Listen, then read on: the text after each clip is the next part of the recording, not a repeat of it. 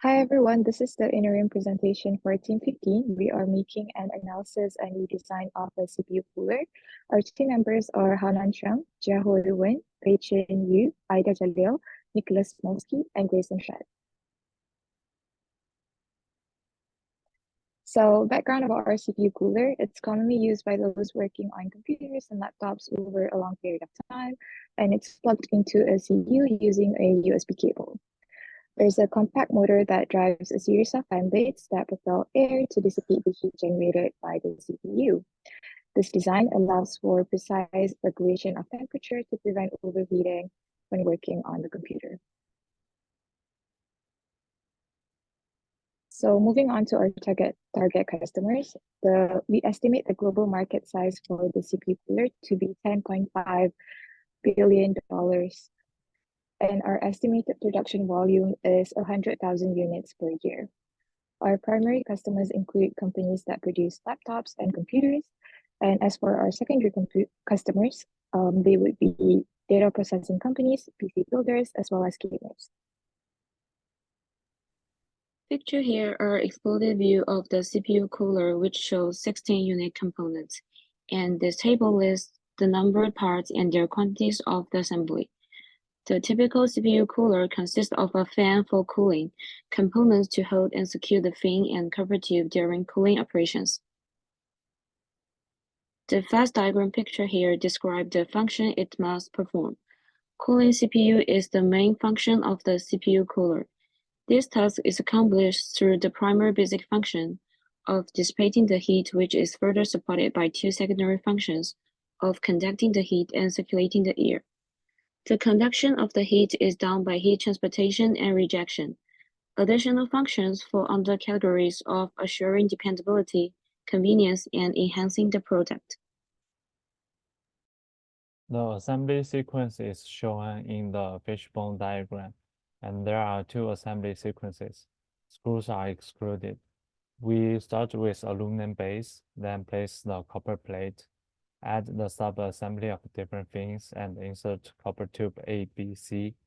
Place the fan fixed frame with the fan and the fan holder. Finally, attach the spring and the circle clip to the base. Here is the second assembly sequence. The difference is that we assemble the fan before the fins and the copper tubes. After comparing two sequences, we found that sequence 1 is a better choice because of the ease of test sub-assemblies and ease of assembly in parallel.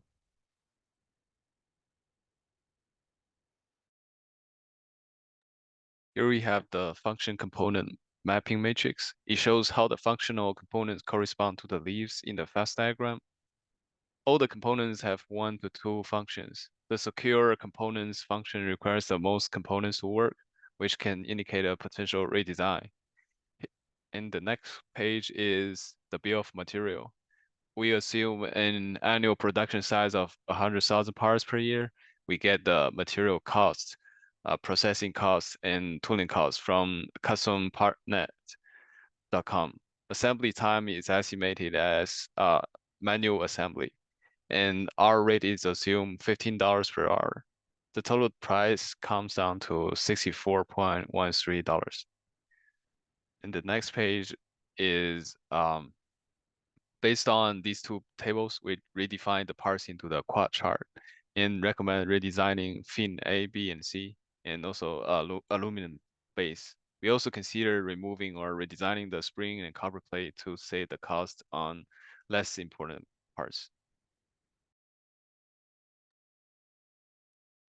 Looking at our product family design, we must take into account our fast diagram that we previously discussed and our primary and secondary customers' differences.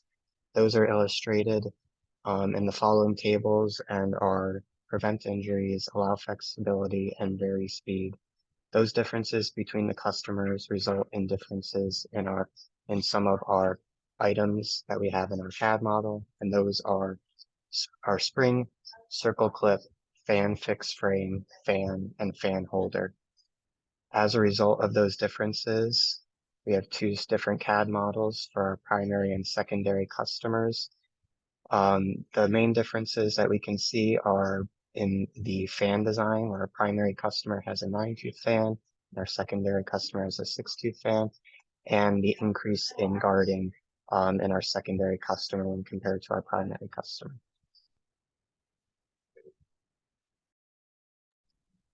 Here you can see the common interface between the primary and secondary variants. The module components of each variant plug into the same holes in the base platform. Finally, here is our feasible assembly sequence for the primary variant. You can see the original and modified sequence assembly. The modified sequence places the integration of the circle clip and spring before the fan. This better realizes delayed differentiation and optimizes the assembly sequence.